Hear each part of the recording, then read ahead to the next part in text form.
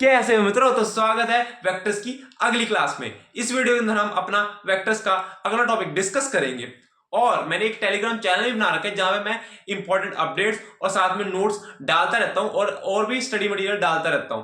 तो जल्दी जाके उसे ज्वाइन कर लो, डिस्क्रिप्शन में तुम्हें उसका लिंक मिल जाएगा। तो बिना देर किए क्लास को स्टार्ट करते हैं। तो पिछली क्लास में हमने देखा था कि स्केलर क्या होता है, वेक्टर क्या होता है, फिर हमने देखा था टाइप्स ऑफ वेक्टर क्या होता है। उसके बाद हमने देखी थी ये चीज 3 किलोमीटर इन साउथ में जब लिखता हूं तो ये पूरी चीज एक क्या किसको डिफाइन करती है, ये पूरी चीज एक वेक्टर को डिफाइन ही करती है। क्यों वेक्टर क्यों डिफाइन करती है? क्योंकि यहाँ पे मेरे को डायरेक्शन भी पता है और साथ में मैं कितनी दूर जा रहा हूँ ये बातें मुझे पता है, मतलब मैग्नीट्यूड पता है। और फिर मैंने देखा था जीरो वेक्टर क्या होता है, जिसका मैग्नीट्यूड जीरो होता है, इसकी आर्बिट्ररी डायरेक्शन होती है। उसके बाद मैंने देखा था कि यूनिट वेक्टर को मैं ऐसे लिखता हूँ, ए वेक्टर अपॉन ए मॉड। ऐसी कुछ बातें मैंने बताई थी, है ना। ये फॉर्मूला तुम याद करके आए होगे। उसके बाद मैंने कहा था कि जो हमारा हमारा जो यूनिट वेक्टर होता है वो डायरेक्शन को डिनोट करने में मदद करता है। उसके बाद एक्स एक्सिस के लिए हम एक्स एक्सिस की डायरेक्शन के लिए हम आई कैप यूज करते हैं, वाई के लिए हम जे कैप यूज करते हैं, जेड के लिए हम के कैप यूज करते हैं, है ना। और मैंने बताया था कि भाई जब कोई वेक्टर मान लो एक्स एक्सिस की तरफ है, ये 3 किलोमीटर एक्स एक्सिस की तरफ है, तो मैं इसको 3 आई कैप लिख सकता हूँ। जे कैप अगर ये मान लो 4 किलोमीटर वाई एक्सिस की तरफ है तो इसको मैं 4 जे कैप लिख सकता हूँ। लेकिन अभी मैंने ये नहीं बताया कि अगर किसी एंगल पे है, मान लो किसी एंगल पे है तो कैसे करते हैं, वो आज हम करेंगे, ठीक है। इतनी बात मैंने बताई थी आपको, आप याद करके आए होगे, अच्छे से पढ़ के आए होगे। इसके शॉर्ट नोट्स बनाते हैं ना। देखो जेई और नीट की तैयारी में शॉर्ट नोट्स बहुत ज्यादा बड़ा रोल प्ले करते हैं। नोट्स तो मैं बनानी है, साथ में एक शॉर्ट नोट जिसमें इंपॉर्टेंट पॉइंट्स, साथ में फॉर्मूलाज वगैरह ये सब लिखे हो, है ये बहुत ज्यादा इंपॉर्टेंट रोल प्ले करते हैं, ठीक है। अच्छा, अब हमें अगली चीज क्या देखनी है? Rectangular components. अगली चीज हमें देखनी है rectangular components of vector in 2D है। पहले 2D देखेंगे फिर 3D देखेंगे, ठीक है। पहले 2D देखते हैं। अच्छा, अब मान लो मैंने अभी बताया कि जब एक्स एक्सिस में पूरा वेक्टर हो तो हम लिख सकते हैं आई कैप जे कैप में, वाई में हो तो मैं लिख सकता हूं, है। अगर मान लो किसी एंगल पे है ये वेक्टर ए जिसका मैग्नीट्यूड ये ए है। अच्छा, मैंने ये बात बता रखी है, कोई ये मत कहना कि नहीं बताई है। मैंने ये बात बता रखी है कि किसी वेक्टर की लेंथ है, किसी वेक्टर की लेंथ उसके मैग्नीट्यूड को ही डिफाइन करती है। इसको मैं थोड़ा छोटा लिखता हूं, ठीक है। तो इसकी जो लेंथ होगी वेक्टर की वो ये ए मॉड ही होगी, ठीक है। यहां पे मान लो ये थीटा एंगल यहां पे बना रही है। अगर मैं इसको लिख दूं ओ, इसको लिख देते हैं, चलो P लिख देते हैं, इसको मैं A लिख देता हूं, इसको मैं B लिख देता हूं, है ना। अच्छा, तो मैं क्या यहां से मुझे OB चाहिए, है। एक्चुअली रेक्टेंगुलर कंपोनेंट्स होते हैं क्या है, एक्चुअली ये जो वेक्टर है इसको हम टुकड़ों में तोड़ के लिख रहे हैं, इसको हम टुकड़ों में तोड़ के लिखेंगे, हम आई और जे दोनों की फॉर्म में लिखेंगे। कैसे लिखेंगे वो बताता हूं, लेकिन ना इसको हम एक तरह से तोड़ दें दो, एक्स और वाई में, ठीक है। इस बात की फील थोड़ी थोड़ी आ रही है। ऐसे हम एक्स और वाई में, क्योंकि हम ज्यादातर चीजें एक्स वाई जेड में देखते हैं, हम एंगल पे कम चीज देखते हैं। जब भी हमें एंगल पे चीजें बातें आती हैं, एंगल में चीजें आती हैं तो हम इसे तोड़ देते हैं, ठीक है। तो यहां पे ये बनेगा ओ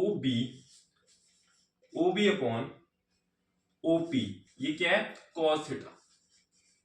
यहां पे मैं कॉस थीटा एक्चुअली लिखा, ये बेस अपॉन हाइपोटेन्यूज, ठीक है।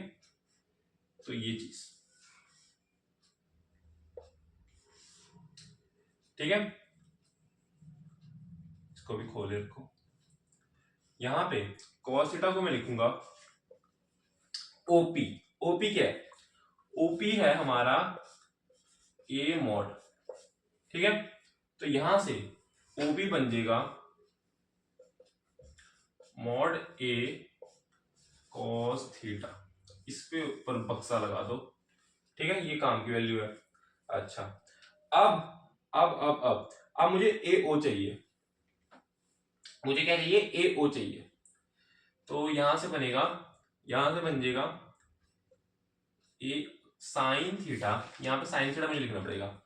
अच्छा क्या ये बात तुम्हें समझ में आ रही है, रेक्टेंगल एक तरह का बन रहा है, तो यहाँ पे A O, A O equal to, A O equal to क्या है, या ए ओ, अभी रुको बताता हूँ बाद में। ये थीटा है, ये दोनों और ये दोनों लाइन पैरेलल है, क्योंकि मैंने एक तरह का रेक्टेंगल बनाया है, तो क्या ये वाला एंगल भी थीटा होएगा, क्या ये वाला एंगल भी थीटा होएगा। अब तुम कहोगे कि वेक्टर बना रखा है आपने, तो यहाँ से वेक्टर, यहाँ से इस वेक्टर की ये इस वाली चोंच से एंगल को मना किया था। अरे भाई अभी वो काम नहीं कर रहा है, यहाँ पे ये पहले ये रेक्टेंगल है एक तरह का, बस मानो ये थीटा है, अब वो काम नहीं कर रहा जो तुम सोच रहे हो। ठीक है, ये सिर्फ मैंने साइन थीटा अभी फिलहाल ले रहा हूँ। अभी जो मैंने बात सोची है, बात कही है, उसको ना अभी सोचो, ये जो कर रहा हूँ वो देखो। ये आ जाएगा थीटा, यहां से साइन थीटा निकालना है। साइन थीटा क्यों निकालना है, अभी तो कॉस थीटा निकाला था। अरे भाई उस टाइम मुझे ये वाली लेंथ चाहिए थी, अब मुझे ये लेंथ चाहिए, तो सामने परपेंडिकुलर है, तो मैं साइन थीटा तो निकालूंगा। मुझे हाइपोटेन्यूज पता है, सामने वाली चीज चाहिए, तो मुझे ये एक हाइपोटेन्यूज पता है, सामने वाली चीज चाहिए, तो मैं साइन थीटा लूंगा। ये हो जाएगा ए ओ अपॉन ओ पी, ये हो जाएगा साइन थीटा ओ, ये ओ अपॉन ओपी कितना है, मॉड ए है। तो यहां से बनेगा A O is equals to mod A sine theta. ठीक है, ये दोनों काम की वैल्यूज है। क्या इतनी बात समझ में आई, क्या इतनी बात समझ में आई, नोट कर लिया, नोट कर लिया। ठीक है, तो यहां ने ओ ए, ये ओ ए वेक्टर हो जाएगा, वेक्टर भी रुको अभी ओ ए मॉड, बल्कि मॉड लिखो, क्योंकि अब ये लेंथ है ना, एक मैग्नीट्यूड है, वेक्टर की बातें नहीं अभी करी, आई कैप जे कैप लगाएंगे तब देखेंगे इस बात है। ओ ए मॉड है, ओ ए मॉड ये एक तरह का वेक्टर ही मानो, ये एक तरह का वेक्टर ही मानो है, क्योंकि हमने इस वेक्टर को दो टुकड़ों में तोड़ दिया, जिसकी हमने लेंथ निकाल ली है मॉड ए साइन थीटा, और ओ बी का मॉड ये हो जाएगा mod A cos theta. Actually हमने ये एक्स एक्सिस और वाई एक्सिस वाले वेक्टर्स में इस ए वेक्टर को तोड़ दिया, यही हमारा इस रेक्टेंगुलर कंपोनेंट का काम होता है। और ए जो होता है, अब यहाँ पे मॉड की बात नहीं हो रही, अब किसकी बात हो रही है, अब बात हो रही है वेक्टर की। ये हो जाएगा ए वेक्टर का मॉड आई क्या, एक मिनट नहीं, बी मैंने बी का ओ बी का आई क्या प्लस ओ ए का जे क्या,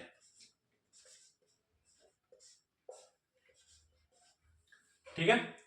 और ये क्या है, mod A sine theta I cap plus mod A cos theta J cap, ठीक है। तो ये है हमारा, ये होता है तुम्हारा क्या, component, rectangular components of vector in 2D, क्योंकि सिर्फ आई कैप जे कैप की बात हो रही है, ठीक है, सिर्फ दो एक्सिस की बातें हो रही है, बात समझ में आई। तो यहाँ पे सिर्फ दो एक्सिस की बातें हो रही है। अब वो दो एक्सिस मैंने डिराइव इसके लिए किया, तुम किसी के लिए भी कर सकते हो, एक्स और वाई के लिए कर सकते हो, वाई और जेड के लिए कर सकते हो, या एक्स और जेड के लिए कर सकते हो, किसी के लिए भी कर सकते हो, सेम तरीके हैं, है ना। तो यहां से ये इसका फॉर्मूला होता है, मॉड ए को कॉमन भी निकाल सकते हो, क्योंकि एक कांस्टेंट वैल्यू है ना। अच्छा अब एक कमाल की चीज दिखाऊं, देखो अब ये वाली जो चीज होती है, इसका जो मॉड होता है, वो क्या होता है, इसका जो मॉड होएगा वो क्या होएगा, वो होता है, अगर मैं इस पूरी चीज को ए एक्स कह दूं और इस पूरी चीज को ए वाई कह दूं, है बात समझ में आई। मतलब ये आई कैप्स का जो पूरी चीज है, ए mod A sine theta, mod A cos theta, ये उल्टा लिख दिया गया, एक मिनट, ये मैंने उल्टा लिख दिया गया, सॉरी मैंने उल्टा लिख दिया है, ये मैंने उल्टा लिख दिया, कई लोग कंफ्यूज हो गए होंगे, कोई कोई नहीं, थोड़ी थोड़ी ऐसी गलतियों का डालते ना, तो मैं कई बार कैलकुलेशन मिस्टेक कर देता हूँ, सॉरी सॉरी सॉरी है। ये मैंने ये ए cos थीटा है, ए cos थीटा, इसमें तो नहीं उल्टा कर दिया, हाँ ठीक है, चलो ठीक है, ये ए एक्स है।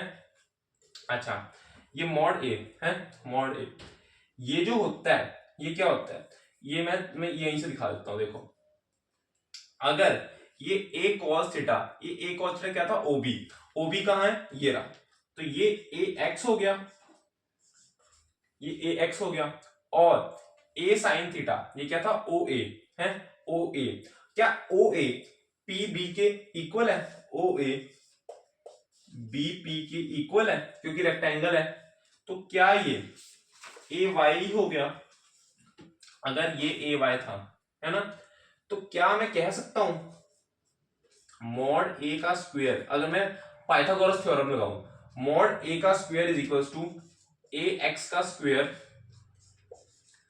प्लस ए वाई का स्क्वायर, क्या मैं कह सकता हूं, तो यहां से क्या mod a equal to root के अंदर a x square plus a y square आ गया, क्या बात क्लियर है, बात इतनी क्लियर है? क्या ये मॉड ए आ गया है?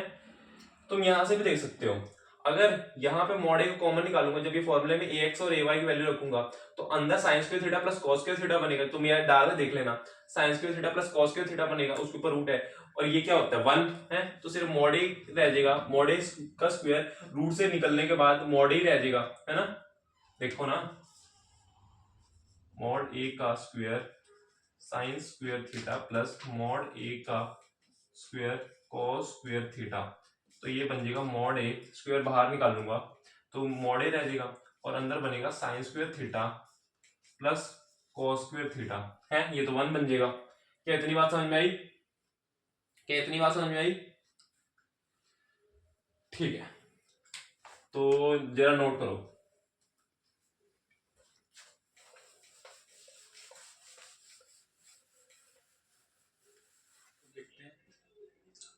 आप देखने वाले हैं हम rectangular components of vector in 3D हैं। पहले हम सिर्फ 2 एक्सिस में वेक्टर को तोड़ देते, अब तीनों एक्सिस में तोड़ेंगे, एक्स वाई जेड। तो देखो यहां पे पहले इसका डायग्राम बनाते हैं, डायग्राम को फील करने की कोशिश करना, ठीक है, डायग्राम को फील करने की कोशिश करो, एक कंसेप्ट को फील करने की कोशिश करना, यार तुम भी शब्दों को बहुत पकड़ते हो।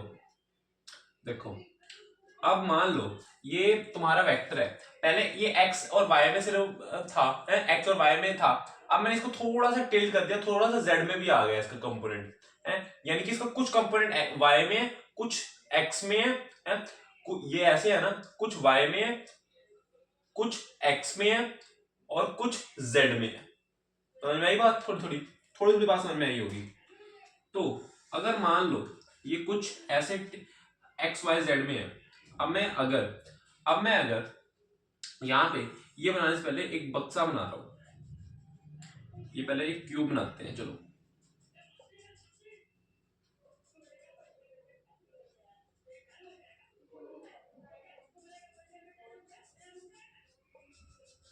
ठीक है।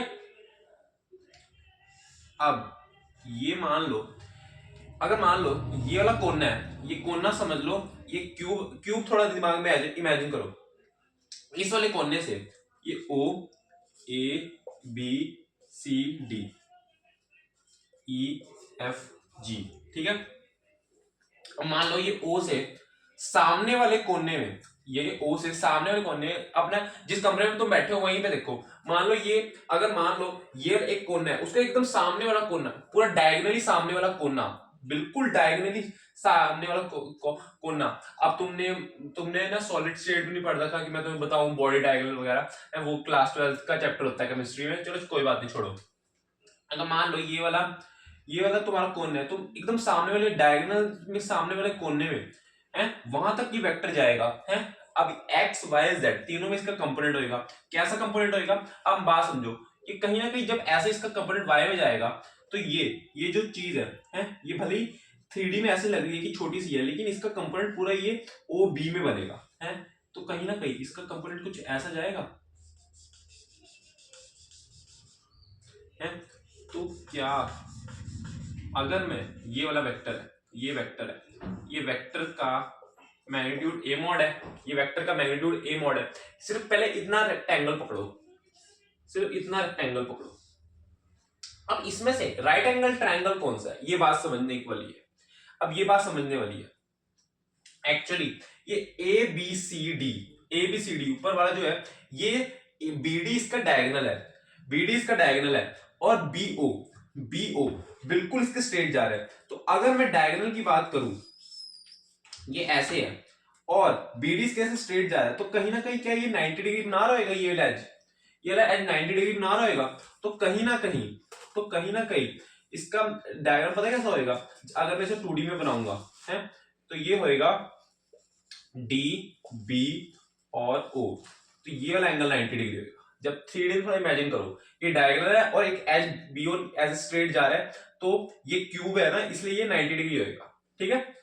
अच्छा, अगर ये डी ओ तुम्हारा ए मॉड है, ए मॉड है, और अगर मैं कह दूं, अब ये मान लो ये वाली जो चीज है, ये अगर ए वाई है, ये अगर ए वाई है, क्योंकि वाई एक्सिस में है ना, ये वाई, ये एक्स, ये जेड एक्सिस। अगर अभी वाई की बात हो रही है, अगर वाई में हम कोई कंपोनेंट लेते हैं तो उसको मैं ए वाई कहता हूं, है ना।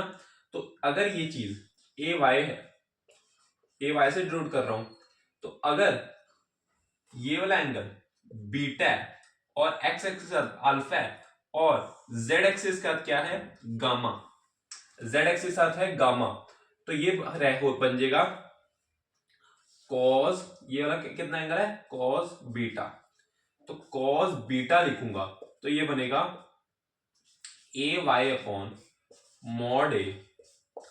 तो ए वाई की वैल्यू आ रही है, ए वाई की वैल्यू आ रही है मॉड ए कॉस बीटा। क्या बात समझ में आई। और सेम चीज हम करेंगे सारों के लिए। ठीक है। अब क्या ये बात समझ में आई।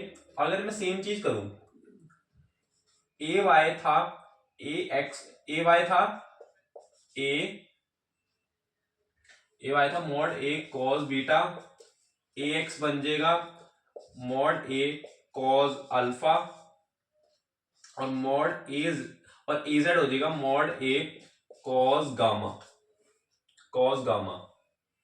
ठीक है, कॉस गामा हो जाएगा। सेम प्रोसीजर करना है। अब मैं थोड़ा सा करके बता देता हूँ ऐसे हवा में ही। मैंने वैसे एक करके बता दिए क्योंकि यहाँ पे थोड़ी सी जगह की कमी है, तो मैं इसे खुद से ट्राई करना, अगर ना हो फिर बताना है, लेकिन इसे खुद से ट्राई करना। देखो इसमें जब तक तुम खुद से नहीं हाथ से लिखोगे तब तक समझ में नहीं आएगा। अब जैसे मैंने ये रेक्टेंगल लिया था, अब इसमें कहीं ना कहीं ये रेक्टेंगल आएगा, क्योंकि वाई एक्सिस में, चलो मैं वाई में बता देता हूँ, एक्स में बता देता हूँ। ये वाला होएगा, ये वाली जो लेंथ होगी ओजी, ये ए एक्स होगी। ए एक्स के लिए कौन सा रेक्टेंगल देखोगे, ये वाला, ये वाला है, ये वाला है, ये वाला रेक्टेंगल देखोगे। ये दिख रहा है, थोड़ा थोड़ा ये हटा देता हूँ, ये हटा देता हूँ फिलहाल अभी। ये वाला रेक्टेंगल देखोगे, ये इसको मैंने क्या लिया था, ए बी सी डी। हाँ, ये देखो ओ डी जी है, जो डी है, डीजी है, ये जो डीजी है। अब इसमें तुम्हें राइट एंगल ट्रायंगल देख रहे हैं, राइट एंगल ट्रायंगल कौन सा होगा, ये वाला 3D में सोचने की थोड़ा कोशिश करो। ये वाला राइट एंगल ट्रायंगल होगा, ये वाला राइट एंगल ट्रायंगल होगा, क्योंकि ये इसका डायगोनल है और ये इस एज के साथ 90 डिग्री एंगल बनाएगा। अगर ये हमारा डायगोनल है, कौन से फेस का, सी डी एफ जी, इसका डायगोनल है ये, तो ये जो एज एक्स एक्सिस की तरफ है, ये क्या 90 डिग्री बना रही होगी उस, क्या नाम है, टिल्टेड फॉर्म में 90 डिग्री तो बनाएगी, है ना। थोड़े से इमेजिन करने की कोशिश करो, ये थोड़ा सा मुझे पता है शुरुआत में लगता है, थोड़ा इमेजिन इस बात को करने की कोशिश करो, यही जवाब आएगा। ठीक है, बस अल्फा एंगल लेना, इस वाले में कॉस अल्फा लगाना, यही जवाब आएगा। ठीक है, तो अगर ए वेक्टर होगा A x I cap A Y J cap plus A Z K cap, अब ये तो बात तुम्हें समझ में आ रही है ना, मैं आई कैप जे कैप के कैप क्यों लिख रहा हूं है। ये डायरेक्शन को डिनोट कर रहे हैं कि एक्स एक्सिस में मैग्नीट्यूड के साथ, अगर मैं मैग्नीट्यूड के साथ ये बात अगर किसी को थोड़ी सी भी डाउट है ना तो यहां से देख लो, ये फॉर्मूला इसलिए बताया गया था। ए वेक्टर हो गया मॉड ए, ठीक है, ये तुम्हारा क्या है, ये है क्या नाम है, डायरेक्शन वेक्टर यानी यूनिट वेक्टर, और ये उसका मॉड है, ये हमारा मॉड है, मॉड या मैग्नीट्यूड जो भी, ये उसका यूनिट वेक्टर है आई क्या, इस जिसकी क्या हो, जिसका क्या मैग्नीट्यूड क्या होता है 1, ठीक है, ये सिर्फ डायरेक्शन का काम करता है। तो ए एक्स हो जाएगा, ए एक्स हो जाएगा mod A cos alpha I cap mod A cos beta J cap plus A Z cos B cos gamma K cap, ठीक है, ये चीज A vector A mod A cos alpha I cap mod A cos beta J cap mod A cos gamma K cap, ठीक है, ये चीज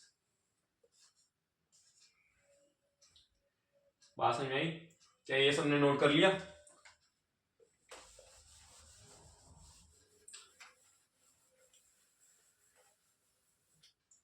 अब मैं मॉड ए लू है, अगर मैं मॉड ए निकाल लू, मॉड ए आ जाएगा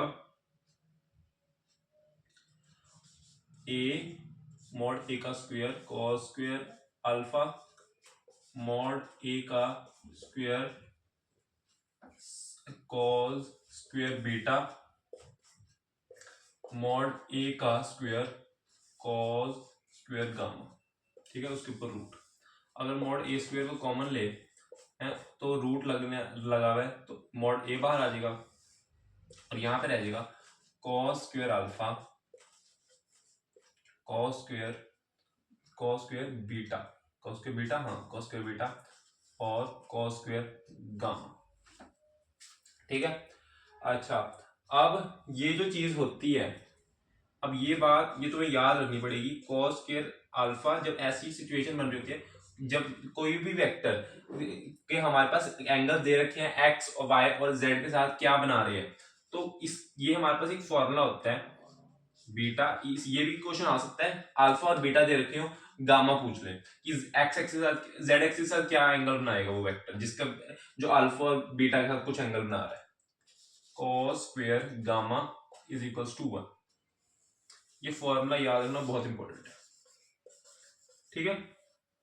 और इसी में अगर तुम cos स्क्वायर अल्फा को 1 minus sign square alpha, cos square beta को 1 minus sign square beta, cos square gamma को 1 माइनस साइन स्क्वायर गामा लिख दो, तो एक और फॉर्मूला डिराइव हो सकता है sine square alpha plus sine square beta plus sine square gamma, sine square gamma is equals to 2, ठीक है, ये फॉर्मूला, ये दो इंपॉर्टेंट फॉर्मूला होते हैं, इन्हें याद, ठीक है, ये ऐसे लिखा जाता है, देख लो। आप फटाफट एक क्वेश्चन करके दिखाओ, resolve vector a vector is equals to a x I cap A Y J cap of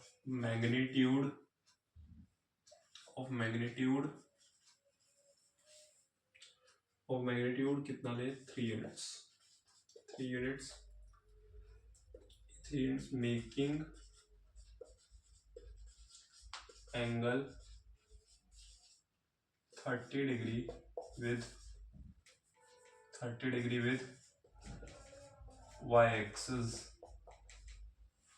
ठीक है, सॉल्व करो। रिजॉल्व वेक्टर मतलब वही कंपोनेंट्स लिखने हैं, ठीक है, लिखो।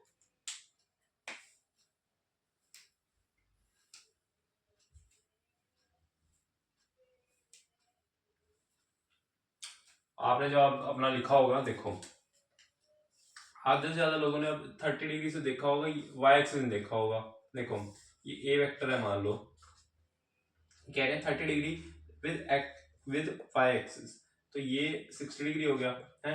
अगर अगर अगर मुझे क्या लिखना है, इसके कंपोनेंट्स करने हैं। देखो जोन सा भी एंगल तुम्हारे पास होता है, जोन सा भी एंगल होता है?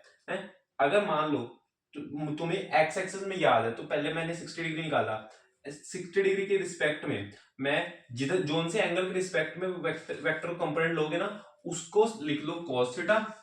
जैसे कि इसका मोड अगर a है, A mod a is equal to कितना है 3 यूनिट्स है।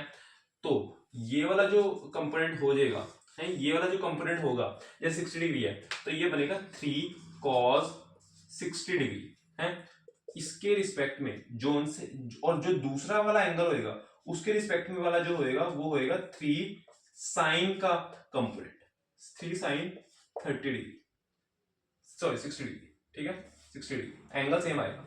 तो यहां पे लिखा जाएगा A vector is equal to 3 sine 60 degree I cap 3 cos 60 degree J cap, ठीक है।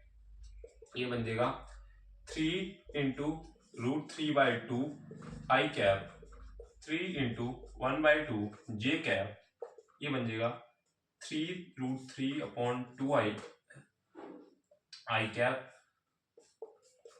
3/2 जे कैप, है ना। अच्छा, अब कोई कहे नहीं मुझे ऐसे नहीं करना है, इसका दूसरा तरीका देखो।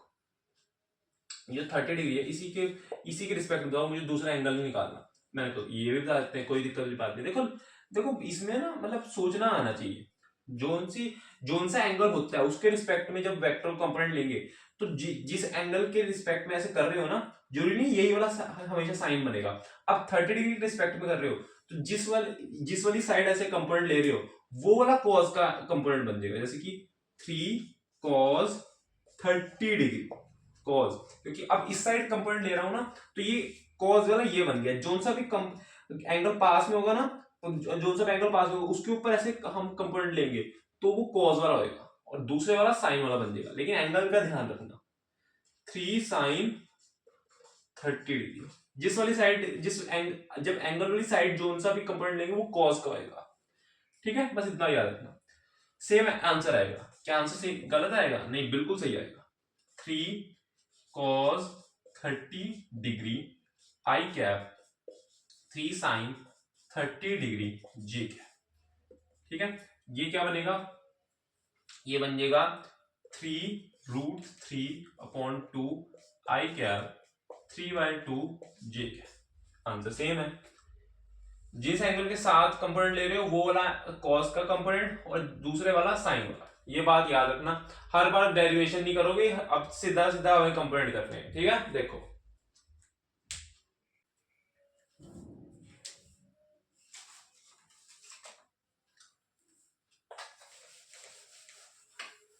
अगली चीज देखते हैं, triangle law of vector addition. Triangle law of vector addition. Triangle of vector addition होता क्या है, और ये बहुत इंपॉर्टेंट लॉ है, ठीक है। अब मान लो ये एक ए वेक्टर है, ये ए वेक्टर है और एक बी वेक्टर है, इसमें पैरेलल शिफ्टिंग अलाउड होती है। पैरेलल शिफ्टिंग अलाउड होती है। पैरेलल शिफ्टिंग का क्या मतलब होता है? इसको मैं पैरेलली शिफ्ट कर रहा हूँ, इसका एंगल चेंज किए बिना इधर उधर इसे लेके जा रहा हूँ किसी वेक्टर को।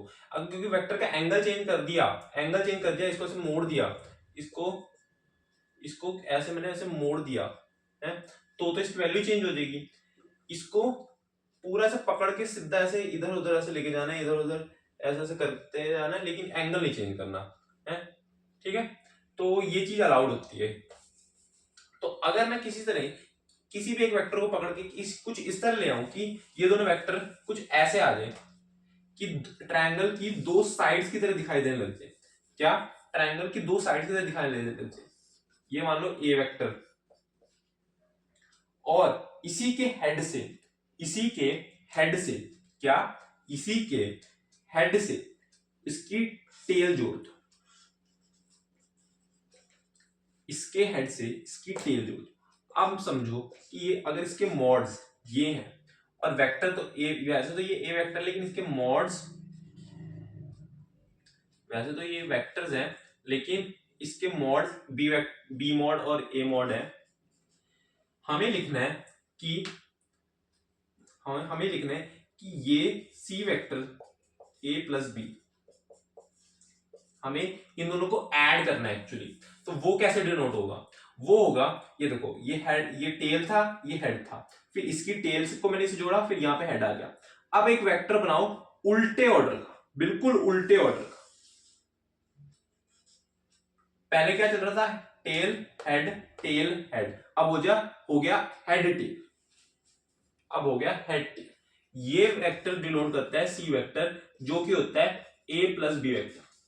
ये हम जब नंबर्स को ऐड करते हैं वो चीज अलग होती है, वेक्टर्स को ऐड करने वाली चीज अलग होती है। ठीक है, ये हो गया तुम्हारा क्या, ये थोड़ा सा टेढ़ा बन गया लेकिन ये सीधा है। ठीक है, ये तुम्हारा वेक्टर सम है, ये वेक्टर सम है, दो वेक्टर्स को मैंने ऐड करके लिखा है, ये वेक्टर क्वांटिटी होती है। अब इसका अगर मुझे मॉड लिखना है, मान लो इन दोनों के बीच एंगल थीटा है, इन दोनों के बीच एंगल थीटा है, तो मुझे क्या लिखना है, ये ए प्लस बी का मॉड लिखना है। मुझे क्या लिखना है? सी मॉड, यानी कि ए प्लस बी का मॉड की वैल्यू निकालनी है। तो वो कैसे निकालूंगा? और इसकी डेरिवेशन करते हैं। ये जो चीज है, मान लो ये जरूरी नहीं है एंगल दोनों सेम हो, ये फाई है, इसको इसलिए फाई मानेंगे। ठीक है, अब अगर मैं इस मॉड बी का अगर मैं कंपोनेंट लूं, तो ये क्या बनेगा? ये चीज बनेगी, जिस भी एंगल के साइड कंपोनेंट लेते हैं वो वाला कॉस वाला बनता है component, mod B cos phi, और ये बन जाएगी मॉड बी साइन फाई, है मॉड बी साइन फाई। तो अगर मैं ये इसे मान लो O, इसे मान लो C, इसे मान लो A, इसे मान लो B। अब देखो, अगर तुम स्कूल के लिए देख रहे हो तो तुम्हें वहां पे सारी चीजें लिखनी पड़ेगी स्कूल के एग्जाम में, कि भाई बी वेक्टर का मॉड बी मॉड है, ए वेक्टर का मॉड ए है, ये सब बातें तुम्हें लिखनी पड़ेगी। लेकिन जेई में तुम्हें ज्यादा एप्लीकेशन और क्वेश्चन प्रैक्टिस पे ध्यान देना है, ये डेरिवेशन इतनी काम की नहीं है।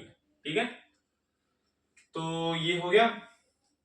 हाँ, तो अगर मैं पाइथागोरस थ्योरम लगा दूं, Pythagoras theorem in triangle A B O, इसमें अगर मैं पाइथागोरस थ्योरम लगा दूं तो क्या बनेगी? ये बनेगी A B square is equals to A O square plus A B O square, यही चीज बनेगी। ठीक है, तो ए ओ स्क्वेयर क्या है? ए सी प्लस सी ओ, यानी मॉड ए। ये एक नंबर है, ये वेक्टर नहीं है, ये भी एक नंबर है। नंबर और नंबर को मैं ऐड कर सकता हूं, तो ये बन जाएगा ए ओ कितना है? Mod A plus mod B cos phi का whole square plus B O square mod B sine phi का स्क्वेयर। ठीक है, और ए बी क्या है? ए बी तुम्हारा सी वेक्टर कहो, सी वेक्टर मॉड कहो, या फिर ए प्लस बी का मॉड कहो, बात सेम है। ए प्लस बी का ही ले लो, ए प्लस बी का मॉड का स्क्वायर। तो इसके ऊपर क्या मैं रूट डाल दूं? इसके ऊपर मैं रूट डाल सकता हूं, इस पूरे के ऊपर रूट है। ये दोनों ऐड ही हो रहे हैं, एक्चुअली वो जगह नहीं थी। ठीक है, तो ये स्क्वायर को बस मैं इधर से रूट ले आया, कुछ नया काम नहीं किया मैंने। ठीक है, तो जब मैं इसे खोलूंगा ये हो जाएगा मॉड ए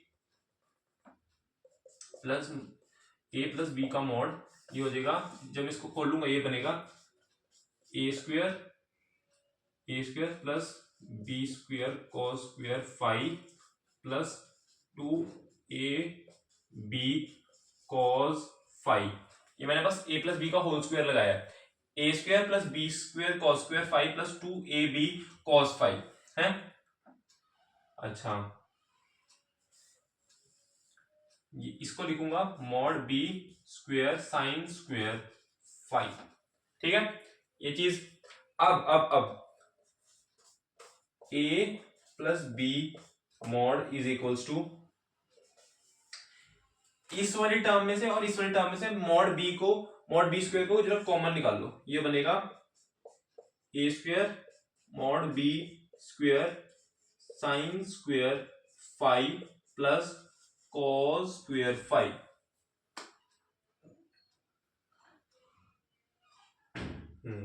ठीक है, ये चीज गड़बड़ हुई है क्या, एक मिनट चेक कर लो। बी कॉस फाइव ठीक है, इतना तो ठीक है, चलो बी साइन फाइव।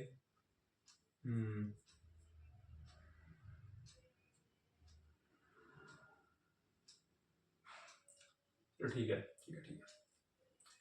हाँ तो मैं कह रहा था ये चीज अब क्या, ये जो चीज मैंने कहा ये मैंने कॉमन निकाला, तो ये है two mod A mod B cos five. ठीक है, तो ये वन बन जाएगा, sine square five plus cos square five, ये तो वन बन जाएगा। तो फाइनल जो फॉर्मूला बनेगा, इसे नोट करो, फाइनल जो फॉर्मूला तुम्हारा बनेगा वो बनेगा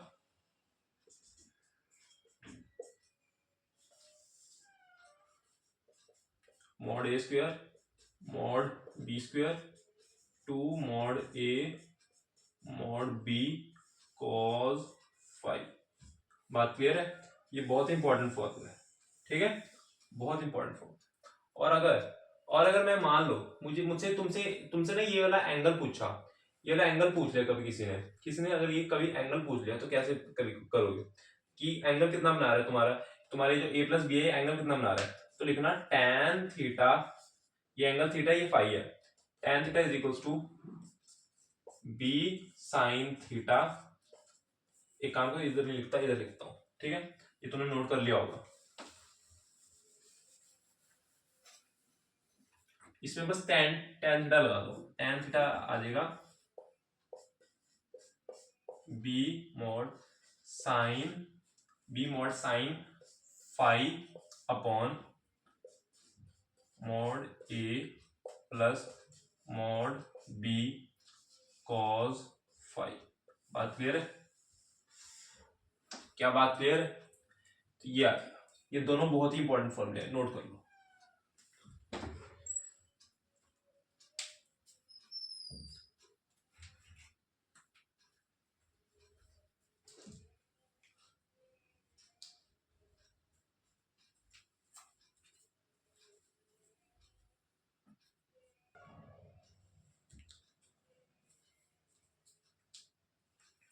हो आपको ये क्लास समझ में आएगी, चीजें क्लियर होंगी, कॉन्सेप्ट्स क्लियर होंगे। ये मैंने इस क्लास में तीन चीजें बताई, components of vector in 2D, फिर components of vector in 3D, फिर उसके बाद मैंने ये ट्रायंगल ऑफ वेक्टर एडिशन बताया, parallelogram law of vector addition और n polygon law of vector addition है, n sided polygon law of vector addition, वो हम अगली क्लास में देखेंगे। देखो बस एक क्लास और, फिर हम अच्छे से क्वेश्चंस भी इस पे देखेंगे। देखो यार थोड़े से टॉपिक्स खत्म हो जाए, फिर कोशिश करने में मजा आएगा कि मैं फिर बीच बीच में टॉपिक्स बता रहा हूँ, क्वेश्चन बीच में किसी और चीज का यूज हो रहा है, वो मजा नहीं आता ना।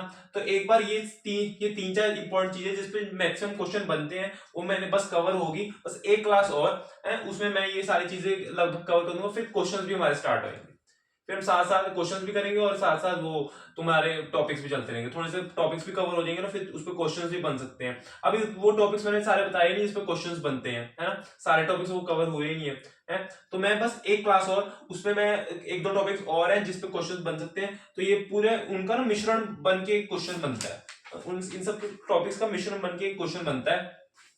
तो मैं तुम्हें ना साथ साथ कोई टॉपिक्स भी कराता रहूंगा, क्वेश्चन भी कराता रहूंगा, फिर हमारे क्वेश्चन स्टार्ट हो जाएंगे, फिर लास्ट में पीवाईक्यूज भी करेंगे। ठीक है, अभी तुम इतनी चीजों को मतलब हाथ से मतलब डेरिवेशन कर करके देखना, तुम्हारा थॉट प्रोसेस बनेगा। और खासकर वो 3D वाली जो चीज है, 3D वाली चीज को थोड़ा इमेजिन करने की कोशिश करो, इसमें 3D इमेजिनेशन भी बहुत जरूरी है वेक्टर्स वगैरह में।